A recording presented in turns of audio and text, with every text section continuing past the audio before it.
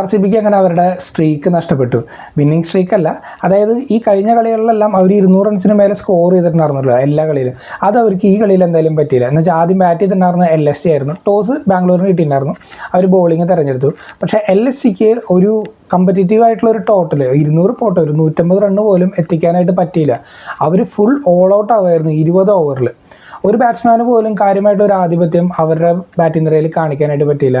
തുടക്കത്തിൽ മാർഷ് എന്തൊക്കെയോ കാണിച്ച് കുറച്ച് റൺസ് എടുത്തു, അതിനിടയ്ക്ക് ബഡോണി വന്ന് കുറച്ച് റൺസ് എടുക്കാനായിട്ട് ലാസ്റ്റ് മുകുൾ ചൗധരി വന്നിട്ടും കുറച്ച് അടിക്കാനൊക്കെ ആയിട്ട് ശ്രമിച്ചു. ഇതല്ലാതെ കാര്യമായിട്ടൊന്നും എടുത്തു പറയാനായിട്ടൊന്നും LSGയുടെ നിരയിലുണ്ടായിരുന്നില്ല. അവരുടെ ഏറ്റവും വലിയ പ്രോബ്ലം അവരുടെ ബാറ്റിംഗ് നിര തന്നെയാണ്. നിക്കോളാസ് പൂരനൊക്കെ ഇത്രയും കളികളുടെ അവസരം കിട്ടിയിട്ടും ഒരു കാര്യമായിട്ടുള്ളൊരു പ്രകടനം LSGക്ക് വേണ്ടിയിട്ട് കളിക്കുന്ന ആ ഒരു ബാഡ്ജിന് വേണ്ടി കളിക്കുന്ന ഒരു പ്രകടനമൊന്നും ഇതുവരെ നിക്കോളാസ് പൂരൻ്റെ ഭാഗത്ത് നമ്മൾ കണ്ടിട്ടില്ല. പക്ഷേ LSG ഇപ്പോഴും അദ്ദേഹത്തിൽ വിശ്വാസം അർപ്പിക്കുകയാണ്, തിരിച്ചു വരുന്നത് തന്നെയാണ്. നല്ല കാര്യമാണ് അങ്ങനെ ലോയലായിട്ട് പ്ലേയേഴ്സിനടുത്തും പെരുമാറുന്നത്. പക്ഷേ അതിനുള്ള ഒരു തിരിച്ച് ഒരു റിവാർഡ് എന്തായാലും LSGക്ക് കിട്ടേണ്ടതായിട്ടുണ്ട് നിക്കോളാസ് പൂരൻ്റെ ഭാഗത്ത് നിന്ന്. പക്ഷേ ഈ കളിയിലേക്ക് വരുമ്പോൾ ക്രെഡിറ്റ് RCBയുടെ ബോളർമാർക്ക് മാത്രം തന്നെയാണ് ഉള്ളത്. കഴിഞ്ഞ കളികളിലൊക്കെ നല്ല ഹൈ എക്കണോമി റേറ്റിൽ ഒരുപാട് റൺസ് കൺസീഡ് ചെയ്യുന്ന ബോളർമാരെ നമ്മൾ കണ്ടു. വിക്കറ്റ് അവർ എടുക്കുന്നുണ്ടെങ്കിൽ പോലും അവർ റൺസ് കൺസീഡ് ചെയ്യുന്നതിന് അത്ര കുറവൊന്നും ഉണ്ടായിരുന്നില്ല. 200 റൺസിന് മേലെ ടീം സ്കോർ ചെയ്യുമ്പോഴും 200 റൺസിൻ്റെ അടുത്ത് തന്നെ ടീം വിട്ടുകൊടുക്കണമുണ്ടായിരുന്നു ബോൾ ചെയ്തിട്ട്. പക്ഷേ ഈ ഒരു മത്സരത്തിലേക്ക് വന്നപ്പോൾ അതിനെല്ലാത്തിനും ഒരു പരിഹാരമായിട്ടാണ് അവർ വന്നിട്ടുണ്ടായിരുന്നത്. LSGയുടെ പവർ പ്ലേ കഴിയുമ്പോൾ ആകെ 35 റൺസ് മാത്രമേ അവർക്ക് സ്കോർ ബോർഡിലേക്ക് ചേർക്കാനായിട്ട് പറ്റുന്നുണ്ടായിരുന്നുള്ളൂ. ഒരു വിക്കറ്റ് അവർക്ക് നഷ്ടപ്പെട്ടിട്ടുണ്ടായിരുന്നു. ഒരു വിക്കറ്റ് മാത്രമല്ല, ഋഷഭ് പന്ത് ആണെങ്കിലും റിട്ടയർഡ് ഹേർട്ടായിട്ട് പോകുന്നതാണ്. ഹേസൽവുഡിൻ്റെ ബോളുകളൊന്നും ബാറ്റ്സ്മാൻമാർക്ക് കളിക്കാനായിട്ട് പറ്റുന്നുണ്ടായിരുന്നില്ല.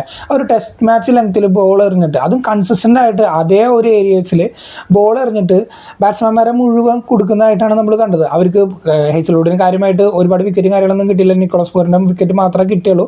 എന്നിരുന്നാൽ പോലും അവിടെ നിന്ന് ആ ഒരു റൺ റേറ്റ് തടയിടാനായിട്ട് ഹേസൽവുഡിന് കാര്യമായിട്ട് കോൺട്രിബ്യൂഷൻ ചെയ്യാനായിട്ട് പറ്റി. അപ്പോൾ ഈ ഒരു രീതിയിൽ പവർ പ്ലേയിൽ മികച്ച രീതിയിൽ ആ ഒരു പ്രകടനം കാഴ്ചവെച്ചിട്ട് ബോൾ ചെയ്തുകൊണ്ട് തന്നെ അദ്ദേഹത്തിന് തന്നെയാണ് പ്ലെയർ ഓഫ് ദ മാച്ച് അവാർഡും കിട്ടിയിട്ടുണ്ടായിരുന്നത്. ഡിസർവിംഗ് ആയിട്ടുള്ളൊരു അവാർഡ് തന്നെയായിരുന്നു.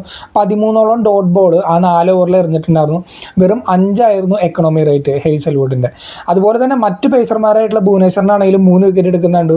രസിക്ദാറിൻ്റെ ഏറ്റവും മികച്ച പെർഫോമൻസ് IPL കരിയറിലെ 4 വിക്കറ്റ് എടുത്തുകൊണ്ട് രസിക്ദാറിനും ബോൾ ചെയ്യാനായിട്ട് പറ്റി. അപ്പോൾ RCB ഈ ഒരു 2 പേസർമാർ മാത്രം വെച്ചിട്ട് 3ാമത്തെ പേസറെ തപ്പിക്കൊണ്ടിരിക്കുകയായിരുന്നല്ലോ. അഭിനന്ദൻ സിംഗിനെ അവർ പരീക്ഷിച്ച് നോക്കി, കാര്യമായിട്ടുള്ളൊരു കോൺട്രിബ്യൂഷനൊന്നും അഭിനന്ദൻ്റെ ഭാഗത്ത് നിന്ന് കണ്ടില്ല. അതിനെന്തായാലും ഇപ്പോൾ ഒരു സൊല്യൂഷൻ കണ്ടുപിടിച്ചിട്ടുണ്ട്. രസിക്ദാർ നല്ലൊരു അഡീഷനാണ്.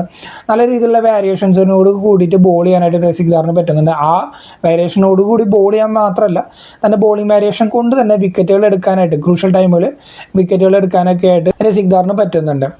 ആ ബഡോണിയുടെ വിക്കറ്റൊക്കെ എടുത്തിട്ടുണ്ടായിരുന്നു. കറക്റ്റ് ആ ഒരു ടൈമിൽ ബഡോണിയിൽ നിന്ന് അടിച്ചു തുടങ്ങിയപ്പോഴാണ് ബഡോണിയുടെ വിക്കറ്റൊക്കെ എടുത്തിട്ടുണ്ടാകുന്നത്. പിന്നീട് എടുത്തു പറയുന്നത് കൃണാൽ പാണ്ഡ്യയുടെ പേരാണ്. കൃണാൽ പാണ്ഡ്യ നമുക്കറിയാം ഈ ഒരു സീസണിലേക്ക് വരുമ്പോൾ വളരെ വ്യത്യസ്തമായിട്ടുള്ള രീതിയിൽ, കഴിഞ്ഞ സീസണിൽ കാണുന്നതിനേക്കാളും കൂടുതൽ വ്യത്യസ്തമായിട്ടുള്ള രീതിയിൽ ബോളിങ്ങും കാര്യങ്ങളിലൊക്കെ ചേഞ്ച് വരുത്തിയിട്ടുണ്ട്. പല ടൈപ്പുകൾ ബോൾ ചെയ്യുന്ന കണ്ടു.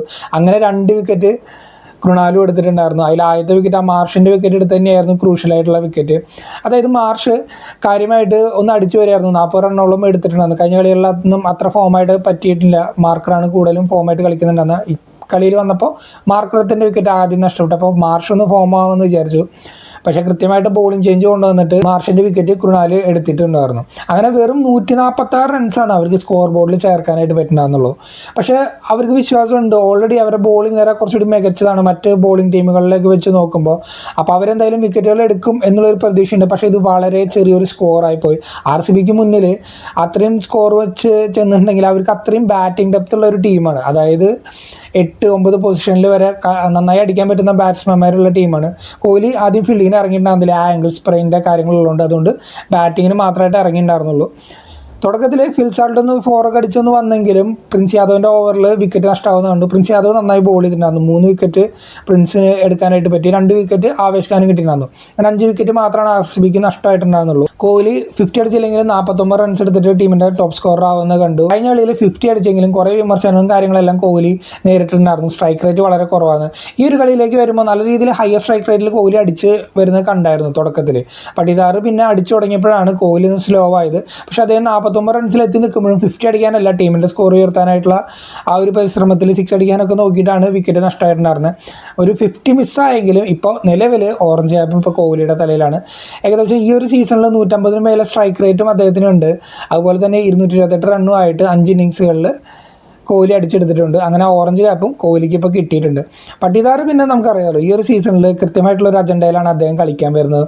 കിട്ടുന്ന ബോളുകളെല്ലാം മാക്സിമം അടിച്ച് റൺ എടുക്കുക എന്നുള്ളത്. അങ്ങനെ അടിച്ചുകൊണ്ട് തന്നെയാണ് പട്ടിദാറും തുടങ്ങിയത്.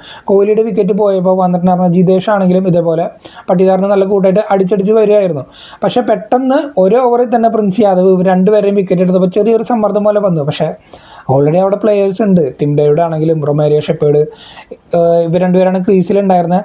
ഇനി അതും പോരാന്നുണ്ടെങ്കിൽ കൃണാൽ പാണ്ഡ്യയും ഭുവനേശ്വറിന് വരാണെങ്കിലും അടിക്കാൻ പറ്റുമെന്നുള്ളൊരു വിശ്വാസം ഓൾറെഡി RCBക്ക് ഉണ്ട്. അപ്പോൾ അവിടേക്കൊന്നും പോകേണ്ടി വന്നില്ല. ടിം ഡേവിഡ് ആണെങ്കിലും റൊമാരിയോ ഷെപ്പേർഡ് ആണെങ്കിലും രണ്ടുപേരും 8 ബോളിൽ 14 റൺസാണ് എടുത്തിട്ടുണ്ടായിരുന്നത്. അവർ രണ്ടുപേരും കൂടിയിട്ട് കളി അവിടെ തീർക്കുന്നതായിട്ട് കണ്ടു. വെറും 15.1 ഓവറിലാണ് ഈ ഒരു റണ്ണ് ചേസ് ചെയ്തിട്ട് അവരെടുത്തിട്ടുണ്ടായിരുന്നത്. ഇപ്പോൾ പോയിൻറ്റ്സ് ടേബിളിൽ ടോപ്പ് ആവാനായിട്ടും പറ്റി. അവർ പോസിറ്റീവ് നെറ്റ് റൺ റേറ്റ് ഉള്ളതോട് കൂടിയിട്ട് 8 പോയിൻ്റായിട്ട് അവരിപ്പോൾ ടോപ്പായിട്ടാണ് നിൽക്കുന്നത് ആ ഒരു പോയിൻറ്റ്സ് ടേബിളിൽ. എന്നാൽ LSCക്ക് ഒന്ന് ചിന്തിക്കേണ്ടിയിരിക്കുന്നു. അവർ ബോളിംഗ് യൂണിറ്റ് ഇപ്പോഴും കുഴപ്പമില്ലാത്ത രീതിയിൽ വിക്കറ്റ് എടുക്കാനൊക്കെ ശ്രമിക്കുന്നുണ്ട്. പക്ഷേ ബാറ്റിങ്ങിൽ നിന്ന് യാതൊരു രീതിയിലുള്ള സപ്പോർട്ടും അവർക്കിപ്പോൾ കിട്ടുന്നില്ല. ചില കളികളിൽ ചിലപ്പോൾ പന്ത് ഫോം ആവും, ചില കളികളിൽ മാർക്കർ ഫോം ആവും. പക്ഷേ ഇങ്ങനൊരു പ്രകടനമല്ല അവരവരുടെ ബാറ്റിംഗ് യൂണിറ്റ് നിന്ന് പ്രതീക്ഷിക്കുന്നത്. ഇപ്പോൾ മുകുൽ ചൗധരി പോലുള്ള താരങ്ങളൊക്കെ വന്നിട്ടുണ്ടെങ്കിലും പക്ഷേ ഒരു സിംഗിൾ ഹാൻഡഡ്ലി ഒരാൾക്ക് എല്ലാ കളിയിലും അടിച്ചിട്ട് ജയിപ്പിക്കാനായിട്ട് പറ്റില്ല. ബാക്കിയുള്ള ബാറ്റ്സ്മാൻമാരെല്ലാം ഫോം കണ്ടെത്തേണ്ടതായിട്ടുണ്ട്. അടുത്ത കളിയിലേക്ക് വരുമ്പോൾ അവർ ഈ ചോദ്യങ്ങൾക്കെല്ലാം ഉത്തരങ്ങൾ കണ്ടെത്തേണ്ടിയിരിക്കുന്നു. RCB ആണെങ്കിൽ രാജസ്ഥാനോട് ഏറ്റ തോൽവി മറന്നിട്ട് 2 കളി ഇപ്പോൾ അവർ അടുപ്പിച്ച് ജയിച്ചു വരുന്നുണ്ട്. ഇനി അടുത്ത കളികളിൽ അവർക്ക് എങ്ങനെ പെർഫോം ചെയ്യാനായിട്ട് പറ്റും, അവർക്ക് ആ ടേബിളിൽ ടോപ്പിൽ തന്നെ ഫിനിഷ് ചെയ്യാൻ പറ്റുന്നതെല്ലാം നമുക്ക് കണ്ടറിയാം. ഇത്രയൊക്കെയുള്ള ഈ ഒരു വീഡിയോയിൽ നിങ്ങൾക്ക് വീഡിയോ ഇഷ്ടമെങ്കിൽ ഒന്ന് ലൈക്ക് ചെയ്യുക, നിങ്ങളുടെ അഭിപ്രായങ്ങളൊന്ന് കമൻറ്റായിട്ട് അറിയിക്കുക.